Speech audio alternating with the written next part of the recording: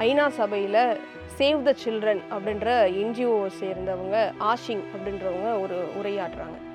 அந்த உரையில் அவங்க அந்த குழந்தைகள் கடைசி நிமிடங்களை எப்படியெல்லாம் கஷ்டப்பட்டு கடத்துறாங்க அப்படின்றத பற்றி ரொம்ப விவரமாக சொல்லியிருக்காங்க. முழுமையாக படித்தோம்னா நம்மளால் தாங்கவே முடியாது, அப்படியான விஷயங்களை அவங்க சொல்லியிருக்காங்க. அந்த குழந்தைங்க ரொம்ப உடம்பு இளைச்சி போய் ரொம்ப மெலிஞ்சு ரொம்ப பலவீனமாகி ரொம்ப வலியோடு இறக்குறாங்க அப்படின்றத சொல்லியிருக்காங்க. இவ்வளோ வலி இருக்கும்போது அந்த குழந்தைங்க அழணும் தானே, ஆனால் அந்த குழந்தைங்களால அழுகிறதுக்கு கூட முடியல, அந்த அளவுக்கு உடம்பு பலவீனமாக இருக்குது அப்படின்றத சொல்கிறாங்க. அவங்க இன்னொரு வார்த்தையும் சொல்கிறாங்க, காசாவில் பஞ்ச நிலை அப்படின்னு ஐநா சொன்னது வெறும் டெக்னிக்கல் டேர்ம் கிடையாது அப்படின்னு அதுக்கு ஒரு விளக்கமும் கொடுக்குறாங்க.